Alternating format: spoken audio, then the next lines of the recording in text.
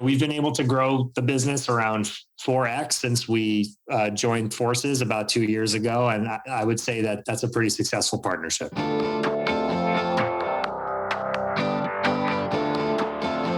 Hey, my name is Felix Tia, and I'm the host of Shopify Masters, a weekly podcast powered by Shopify, the easiest way to sell online, in person, and anywhere in between. Each week, we invite entrepreneurs like you to share what they've learned growing successful e-commerce businesses. In this episode, you'll learn about the logistical challenges when it comes to inventory and shipping of large products like furniture, how to remain competitive when the big players are moving into your market, and how to make your business attractive to being bought out. Before our show, I wanted to tell you about our free store setup guide. If you're new to Shopify, in the process of setting up your store, or wanting to fine-tune it even more, our team has created a free step-by-step guide to show you how to make your ideal store a reality. For the complete free Shopify store setup guide, visit shopify.com/guide. Today, I'm joined by Alex Back from Apartment 2B. Apartment 2B is a hip online furniture brand that focuses on a metropolitan lifestyle starting in 2010 and based out of Los Angeles, California. Welcome, Alex. Thank you. Thanks for having me. Yeah, so the idea behind this business started again back in 2010, like over a decade ago now, because something you noticed, a gap in the marketplace around online home furnishings. So tell us about that. Tell us about what you recognized in the marketplace at that time. Yeah, absolutely. When we got started, the online home furnishing space was really just getting going and getting off the ground, and was very, very much undiscovered territory. My business partner, Matt Herman, and I, we were in the furniture industry. He had been from, growing up, his dad was in the industry, and he sort of just fell into it, and I found my way there through other means. But we had sort of realized at the time that there weren't too many places to go and buy furniture, let alone online, but in major metropolitan areas. So you have your kind of big box stores like Bed Bath & Beyond and IKEA. You have your, big mall stores, kind of like your Crate and Barrel, Pottery Barn, et cetera. And then you have the mom and pop furniture stores, your Bob's Discount, and out in California, Living Spaces, Jerome's Furniture. Just never really a place that was identified as being directed towards, what would now be considered sort of the modern millennial.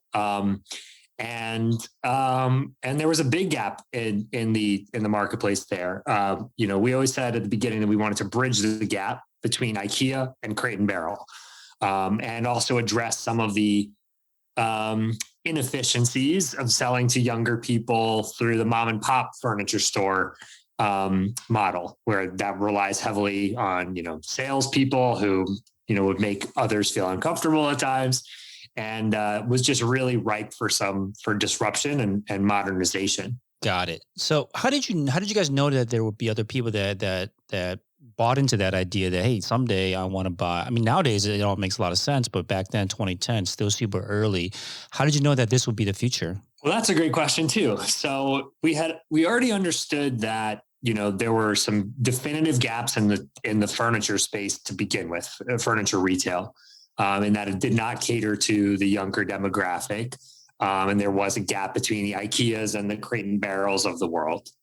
But there were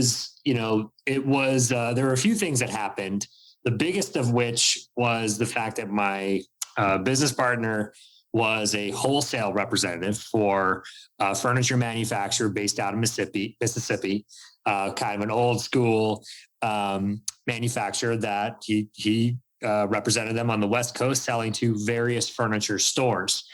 And he got an email from somebody asking to open up an online account. Well, the manufacturer, his company, had not ever opened up an online account before, sold to an online retailer. So it was a little bit uncomfortable, but it was also sort of well, sure, why not? Let's see where it goes.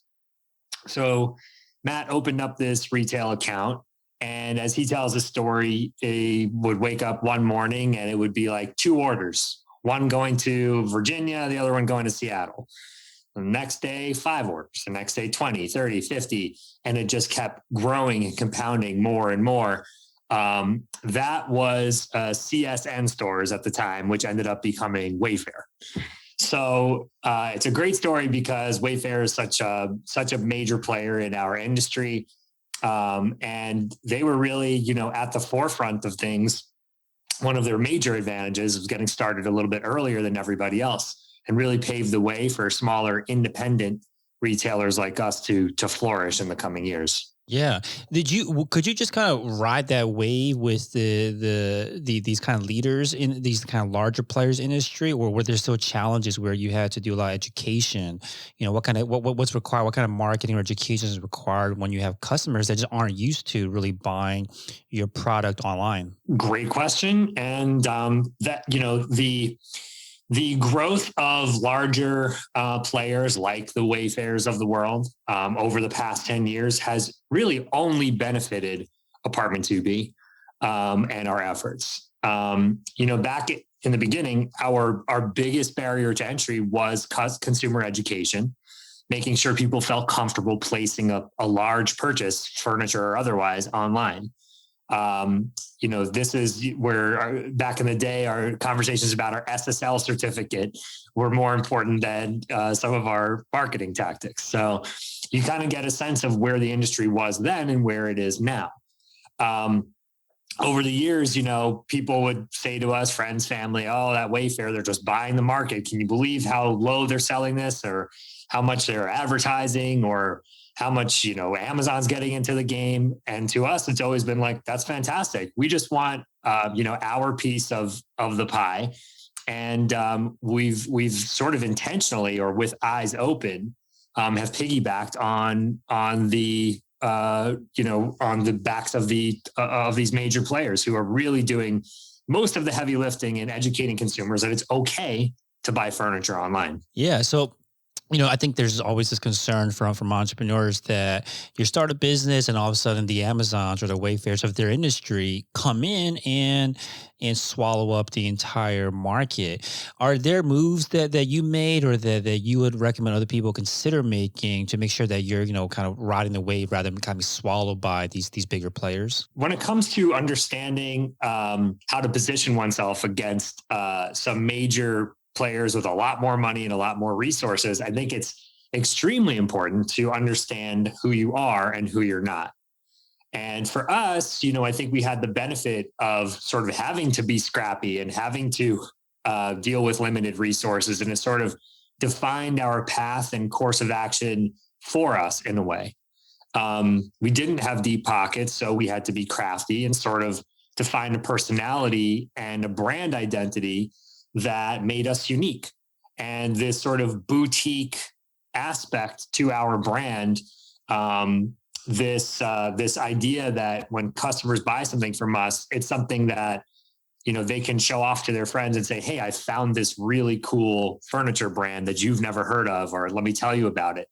In doing so, we're able to differentiate ourselves and position ourselves as a boutique and very branded / curated retailer online.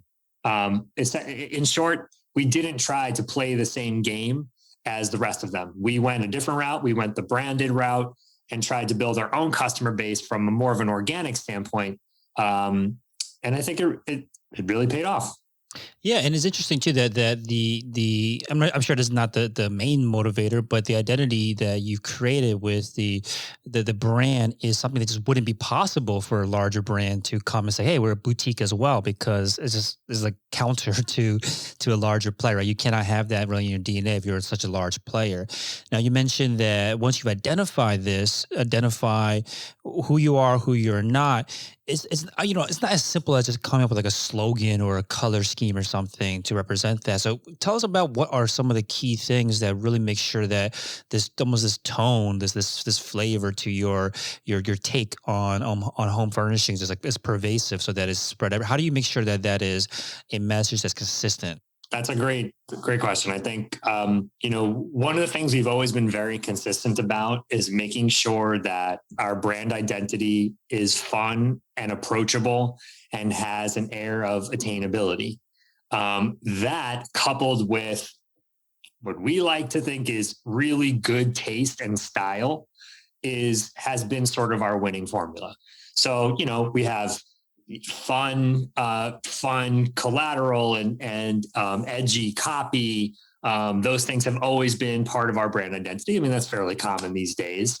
But I feel like early on we were doing that and really pushing the envelope more than some of the, more than a larger entity would be able to do safely without upsetting somebody. We took risks, acted very nimbly to, do interesting things, whether it's like, going to do an in-person activation at a festival or on a hiking trail we did one time.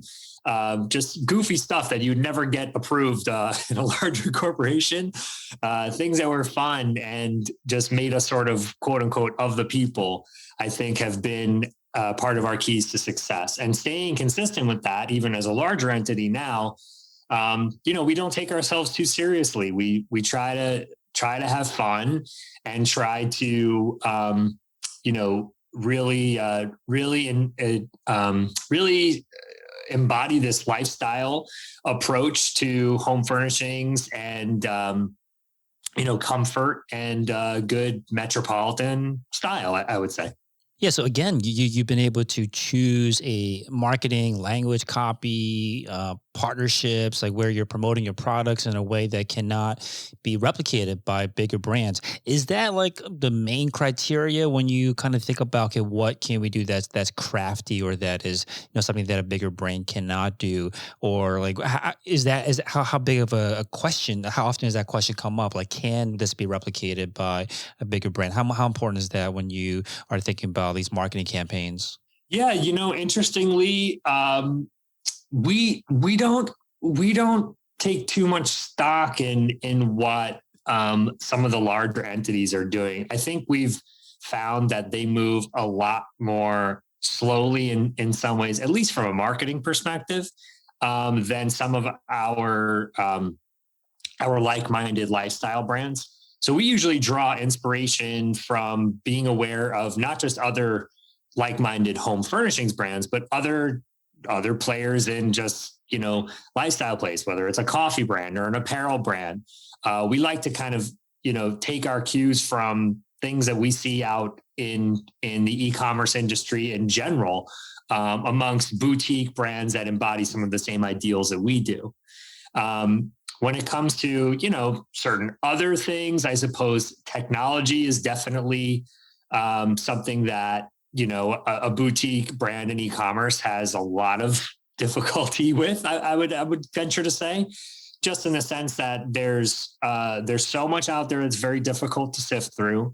The larger companies out there, the Wayfairs of the world and Amazons, they have tons of resources devoted to developing new technology, whereas we have very limited resources to do that. So I think, sort of as I said earlier, we've had the benefit of not having the opportunity or choice to heavily pursue brand new technologies, that we sort of have to play second fiddle in a way to some of the larger entities out there from a technological perspective. But when it comes to a branding and marketing perspective, we like to take our cues and join ourselves to the company of other boutique lifestyle brands. Got it. That makes a lot of sense. So let's take this back to the beginning then. So once you had recognized that there was opportunity, what were the first step? Like what's the sourcing process like for like a furniture, for home furnishing brand? Yeah. So that's an area that we felt very strongly in. Sourcing product was something that we had already had a lot of experience in. We came at this furniture first versus technology first, or from another retail sector. So my partner, Matt, and I were both in the furniture industry. He much more deeply than I. And we knew how to run a furniture store, and we understood the sales. We understood the marketing. My partner, Matt, had run a retail operation here in LA for a number of years. And that much we knew how to do. So when it came time to get up and running, we went to the furniture conventions and the markets and contacted people that we had worked with in the past or had sold to his store. and leveraged our, experience and contacts to at least get started and to open up a few accounts to, put up some product listings online and start selling some product. Got it. And is that the same process today? If someone were to start a product, a brand like this, like they have to go through a similar, would you go down the same path? Well, it's interesting. I think every industry is different. One benefit of the furniture industry is that there are very few brands or recognizable companies within the manufacturing space. So, and there are other industries that, that follow suit as well. Versus if I was opening an appliance store, I would need to, go to the major players. I would need to, talk to Whirlpool and, whomever else. There, I can imagine it'd be quite difficult and competitive. But within furniture, there are so many different players of a large and small nature, and none of them are generally known by the consumer. So one can build a retail operation, be it a boutique one that's very brand focused, or a larger marketplace style one, by having a similar competitive advantage to many of the other furniture players out there.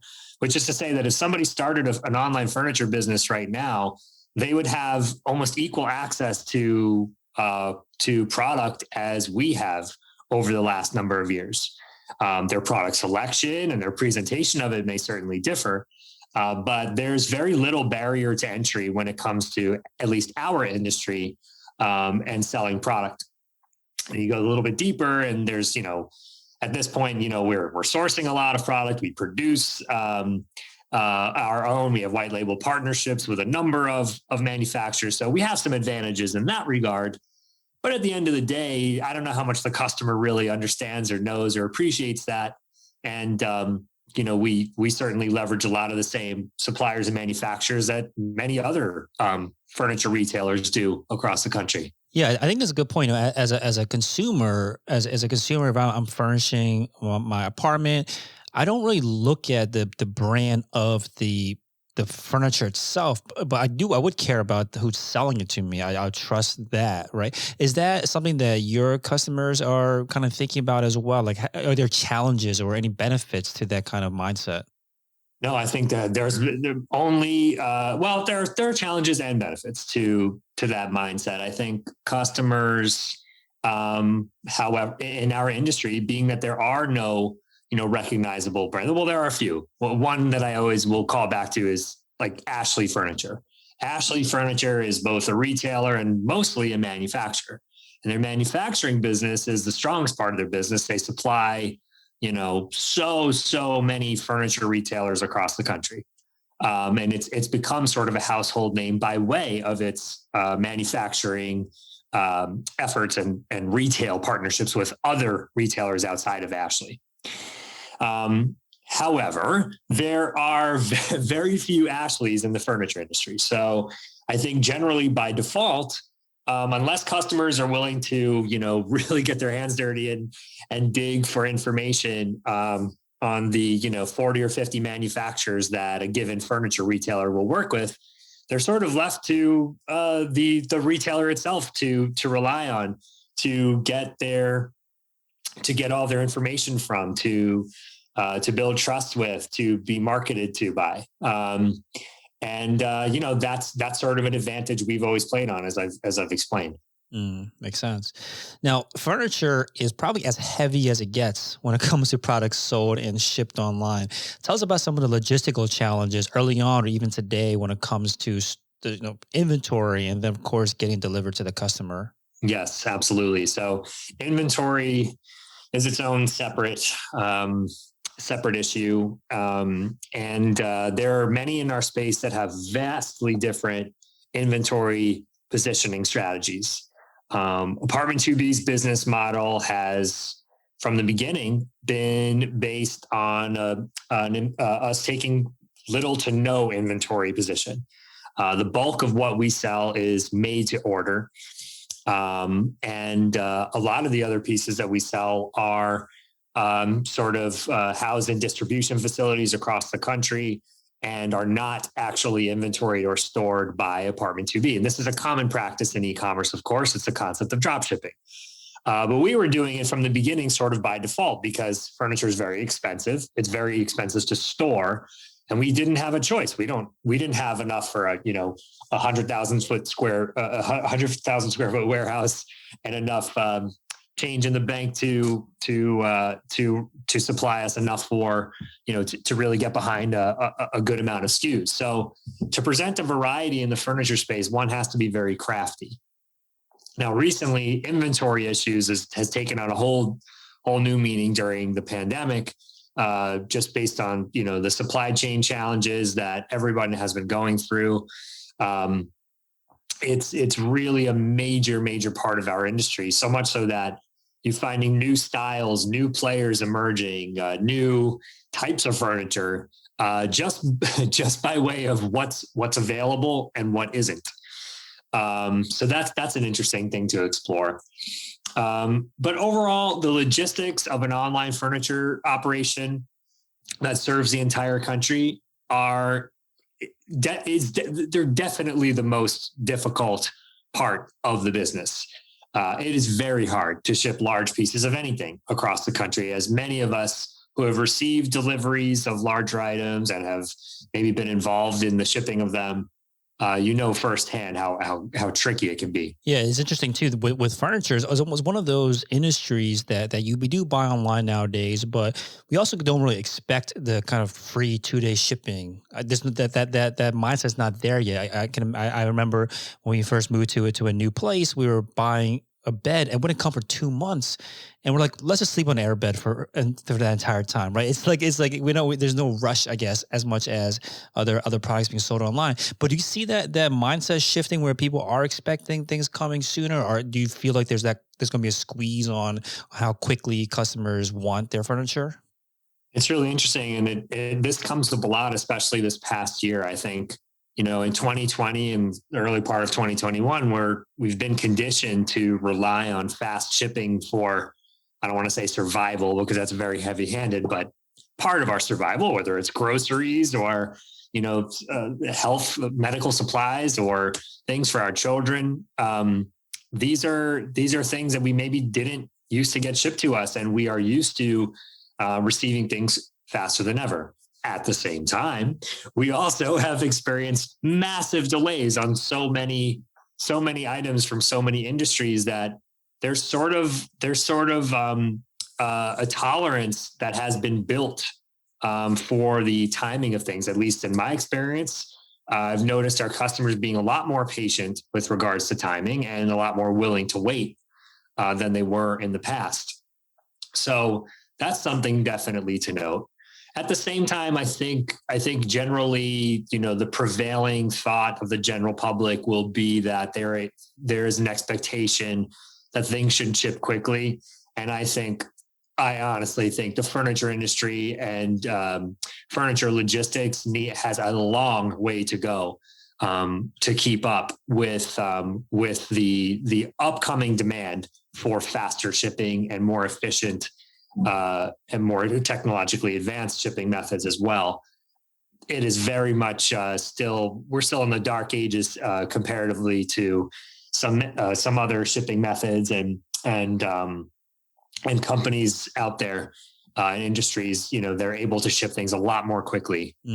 Yeah, one of the big challenges that you guys took on early in the business that you also had mentioned was a big impactful decision was expanding the scope of the footprint of your business from shipping just in your home city of LA to shipping nationwide. So tell us about that. What was the process like to expand from just one city, a large city, of course, but one city to much bigger footprint? Yeah, it was sort of a no-brainer at the time, but our initial business model at Apartment 2B was to operate sort of like a mom and pop local furniture entity online, but in a given metropolitan area or just some sort of geographical area that could be duplicated. That was the model to start, where we would open up in a singular city. We started with Los Angeles.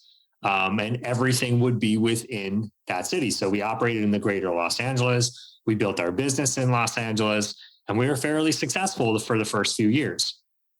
At the same time, there was a lot of demand, people just requesting. We sort of geofenced our website as much as possible, but people in Florida would be shopping, people in New York City, which is currently our biggest single metropolitan area that we service right now.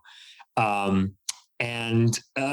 requests would come in. So being entrepreneurs, we want to make as much money as possible and serve as many people as possible. And so we started experimenting, realized that it was extremely challenging, but at the same time, the opportunity was so great that we felt it was really important to get in the game. So we opened up the floodgates back in, I think, 2013, and we started taking orders nationwide and just figured it out, little by little, step by step, putting it together, putting out fires along the way, optimizing, learning, getting more experienced at the art of shipping. And now I think it's one of the best things that we do at our company comparatively to others out there. I think it's something we're very, very strong in. Yeah, and then when you do make this kind of expansion geographically to ship to more places, what were some? It doesn't sound like just a matter of like, hey, we can now start sending, changing the shipping labels on these products. What's actually involved in expanding your geographic footprint? Well, a lot. I mean, quite literally, you need to work with some different providers and different third-party service providers. So we, had to find some partners that had nationwide coverage that, made sense for us at the time, which is to say that we didn't have the resources to manage, 30 different partnerships. We needed sort of one or two one size fits all solutions. So we went in that direction. Product needs to be packaged differently to ship long distances, of course. And there are plenty of other considerations, like what happens when furniture gets damaged in transit? What happens when a customer has an issue? If a button pops off of their sofa? Certainly a lot easier to fix if they're down the street versus in, halfway across the country. So these are things that we've had to really find solutions for on the fly back in 2013.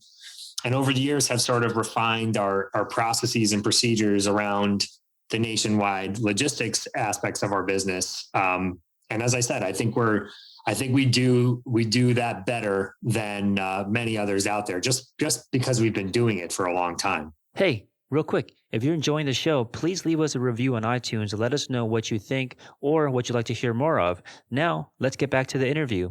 And another major impactful decision that you had mentioned to us was, of course, selling the company to a larger parent company. And you mentioned it was as a part of a strategic growth partnership. And that's a big decision. Tell us more about that. Yeah, absolutely. So we were, interested in taking our business to the next level. We had, initially we had bootstrapped everything ourselves, raised a little bit of money with friends and family, but very little. And sort of self-funded the operation for a number of years. And we always grew at a steady pace. We're happy with our growth. We considered ourselves to be successful, but we definitely were looking for more. We had been approached by one company in the home furnishing space that really stood out to us, that we had pursued a possible either, deep investment / partnership or possible buyout options with them of our entire business. And going through that process was very educational. It ended up not happening in the end. But it allowed us to ask ourselves, most importantly, some of the questions that needed to be asked. What are we really looking for? What would make us happy? What do we want the future to look like? And would this partner serve our needs? Turns out that the first option did not fit all the criteria that we had established for ourselves, but we were soon after approached by another entity, the Room Place, which is our current parent company. And we, had a series of meetings and talks with them, and it was very seamless. They're currently a very successful omni-channel retail operation, but has been deeply rooted in brick and mortar sales across 20 to 30 stores in the Midwest, based in Chicago and the surrounding area. And ton of experience in the furniture industry, a lot of great sourcing partnerships for product. They understand logistics, the marketing of furniture. The conversations were just very easy flowing. And also, we realized that we had a lot to learn from one another, us being sort of the, up and coming boutique e-commerce entity, and them being the well-established, well-oiled machine in the furniture industry. And as I said, we were in the same business, so we understood each other very well. It wasn't like we were, talking to an executive board at a VC firm and trying to explain our business to them and take sort of general business advice from those who didn't really understand. So that was the backstory, and we decided to go into partnership together, and we sold our company to them, and we have been doing extremely well since that time. We've sort of set, excuse me, we have done what we set out to do initially, which is to really enhance our operational reach and efficiencies, work on merchandising and our product line, and really just support the business and in some of the really important ways that we weren't able to, whether it's accounting or IT and HR, just sort of just the larger corporation things that we were never really that strong in. They've come in to support us very, very much so in those areas. So we've been able to grow the business around 4x since we joined forces about 2 years ago. And I would say that that's a pretty successful partnership. Yeah. So you were approached by these two buyers. They sounded serious. What do you think makes a business attractive to buyers? If someone is also maybe in a position where they're like, I'm looking to look for a partner, how do you make sure, I guess maybe in your situation, how do you make sure that your business looks attractive to a parent company coming in and buying or partnering with you?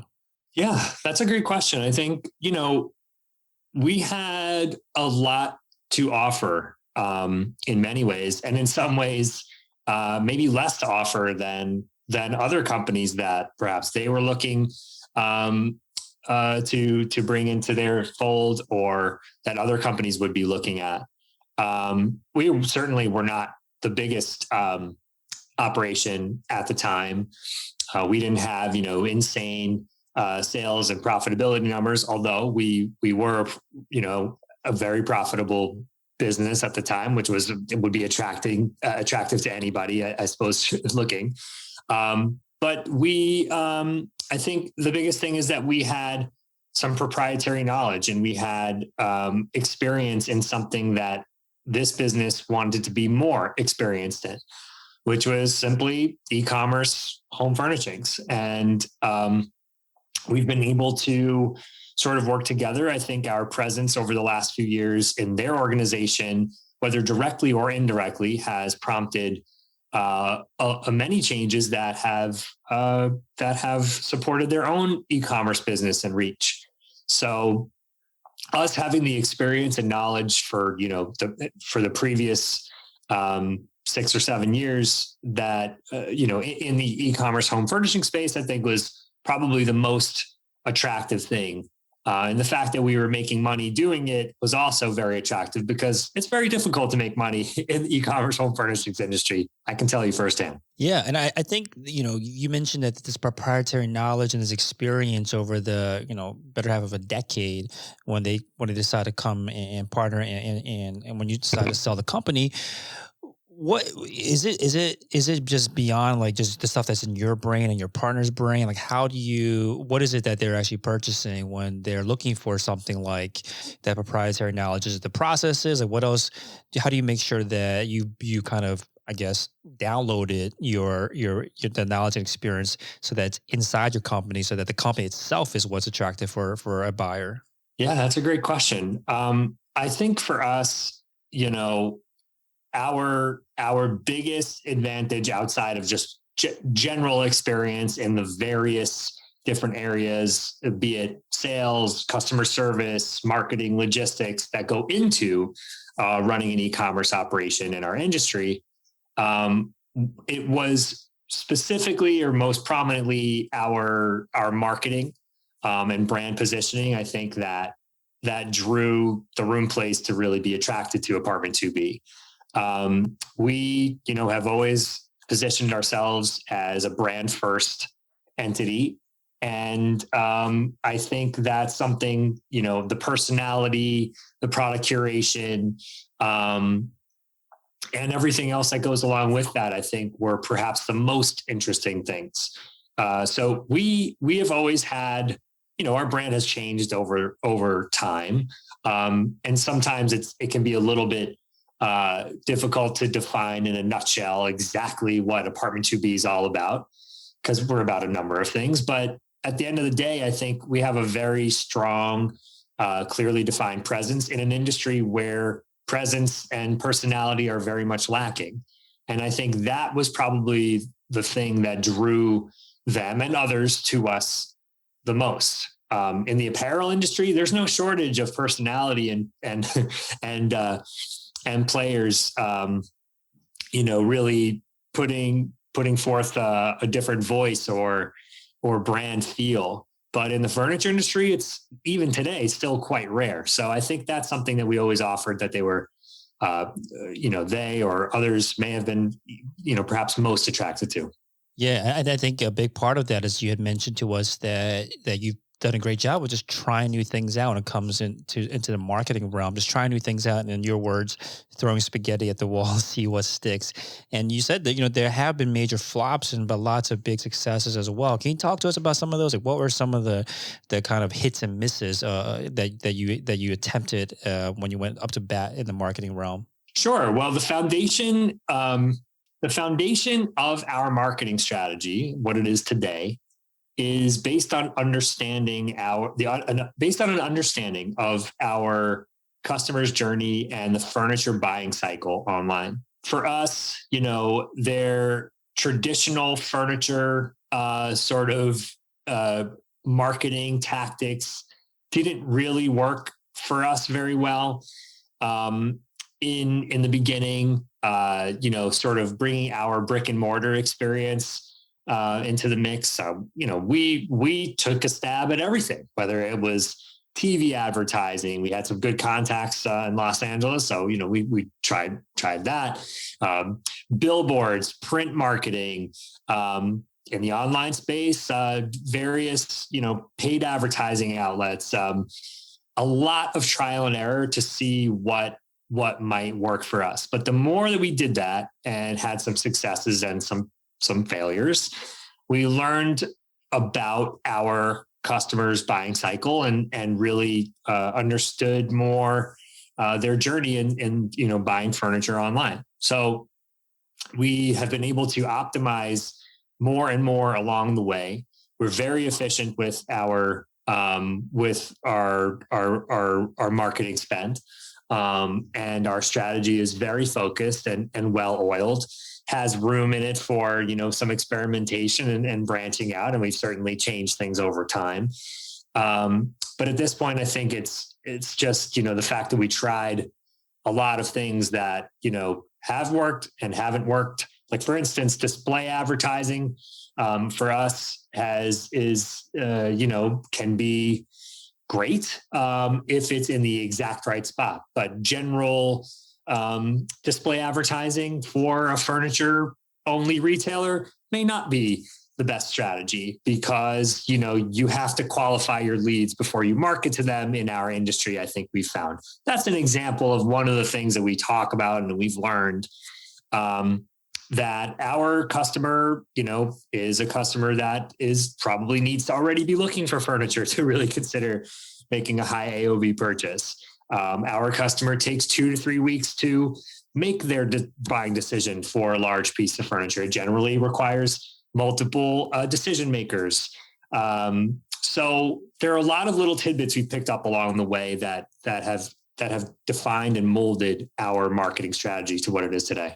Yeah, I think that's a great point about how important it is to think about that journey, right? It's not just, especially when it comes to a high purchase product like furniture, but just in general, the way that people consider products in different industries really varies, and it's not as simple as copy and paste one strategy to from one industry to another. You really have to consider like what is it that where on this process is that customer, and where can you kind of capture them along the way.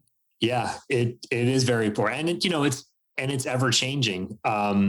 It's something that evolves all the time. And for instance, this past year during the pandemic, I think the amount of time that it took to make a furniture buying decision drastically went down.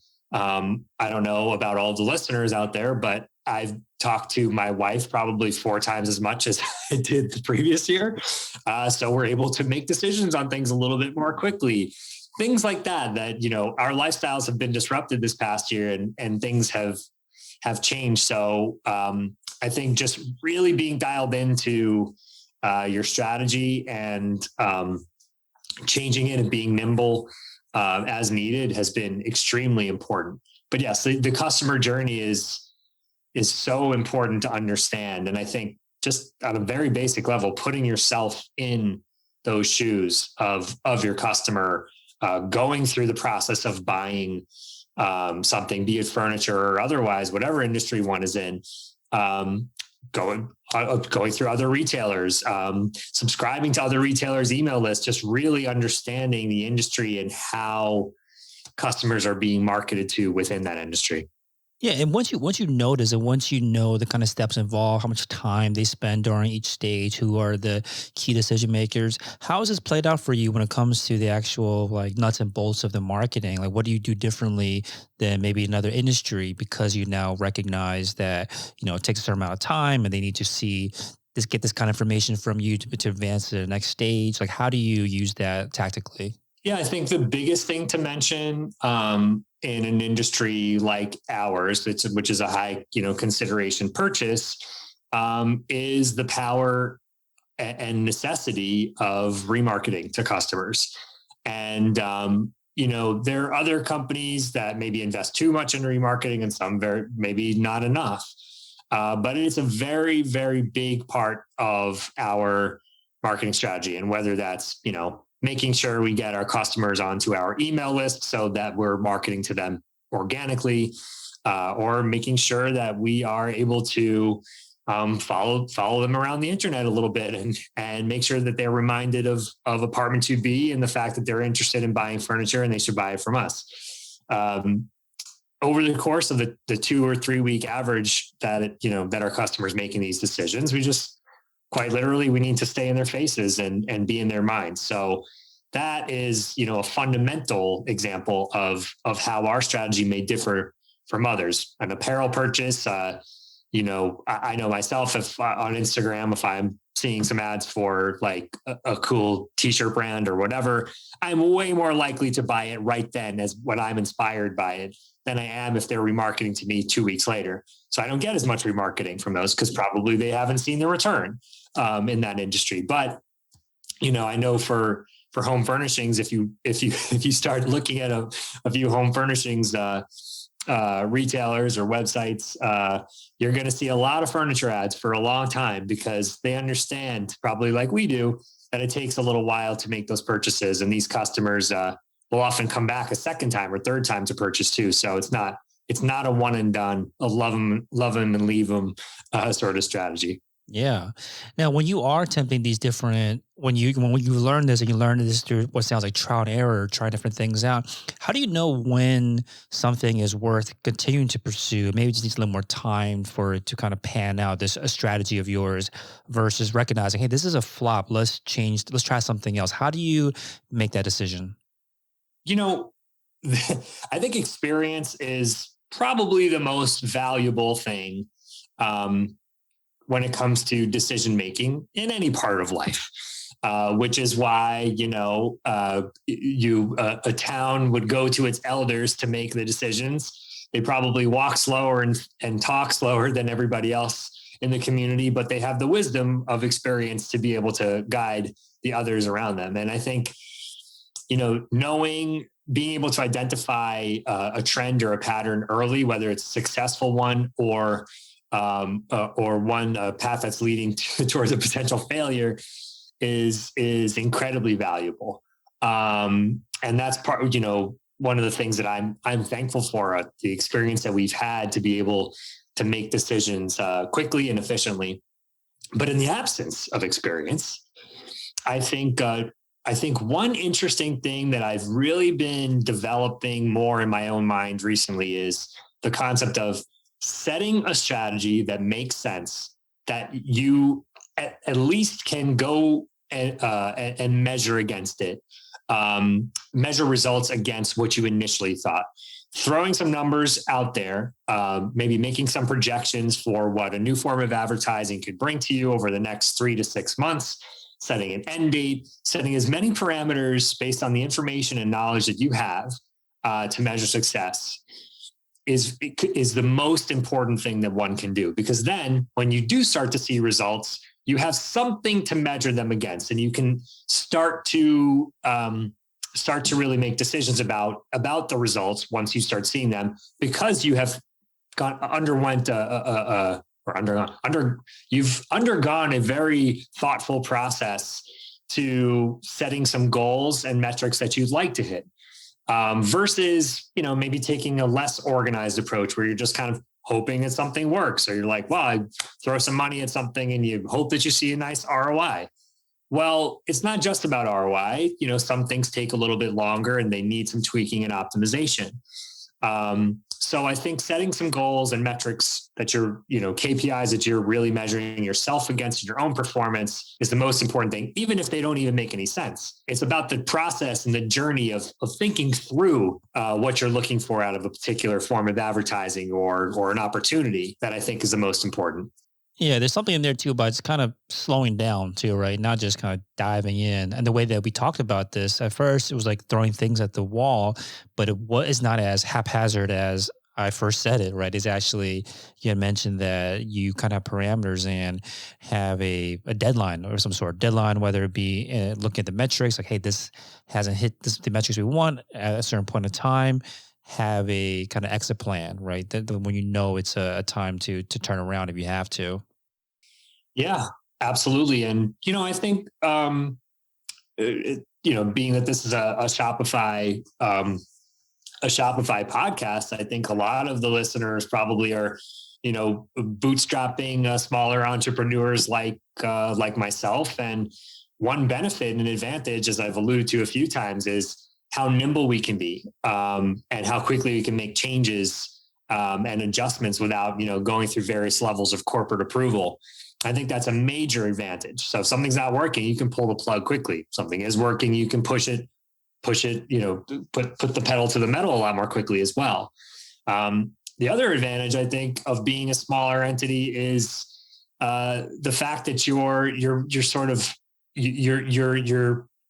have to be budget conscious, and the deadlines, may be set simply by what's in the bank account. How long can we afford to do this without seeing a return? That sort of sounds a little bit negative, but it can be empowering in the sense that it helps you more clearly define your strategy and really puts your feet to the fire when it comes to, trying something new. You only have a short amount of runway to get something going before you may have to quickly turn in the other direction or pull the plug. Yeah, definitely. So I'm looking at the site, apt2b, app2b.com, the website. Tell us about the website. The site looks great. I'm assuming this is many, many, many iterations in. So talk to us about some of the changes that you guys have made along the way that, have improved things like conversion rates or retention on the site. Yeah, absolutely. So we are very happy to be on the Shopify platform. We were at this point what I would consider to be early adopters, just based on how much it's grown over the past 5 or 6 years. But we've been on Shopify for a little over 6 years, I believe. And that was a big turning point for us, putting some of the control back in our hands wasn't a given at that time. We had previously been on a Magento website that was so difficult to manage and so confusing for people who were furniture first, technology second, that it was such a breath of fresh air to come over to the Shopify platform to be able to, install an app and, be competitive with other people in the industry that are, employing best practices or really, have a strong conversion strategy. So I think on a base level, just stripping it down, we're very happy to have just some of all the basics covered and some bells and whistles on top of that as well to support our specific product line, what we sell the most, to support visualization and ultimately conversion of furniture on our site. I can go into more detail. Yeah, well, tell us more about the kind of apps or tools that you use to run the business. Sure. So the first thing you'll see when you go to our site, we have a very, very aggressive early customer retention structure, which is to say that, you're greeted with many pop-ups and calls to action, so that we, will have a chance at bringing you into our sales funnel. There are plenty of people who, will browse our site or any site. And it's really important for us to convert those people into potential customers rather than just browsers. So, using tools like Privy, we've used from when Privy first came out to where they are now. They've grown a ton. We've always been a fan of Privy pop-ups. They're so extremely easy to use, integrate well with our ESP, which is Klaviyo, another Shopify favorite. And just leveraging some of the tools like those that Shopify is really deeply integrated with has been extremely helpful because they have a lot of the kinks worked out. And even at this point, we're still sort of furniture and marketing first and technology second. So having these plug and play options and apps like, Privy and Klaviyo, we're using Okendo for reviews. It's a fantastic review platform. I think having those at our disposal is invaluable.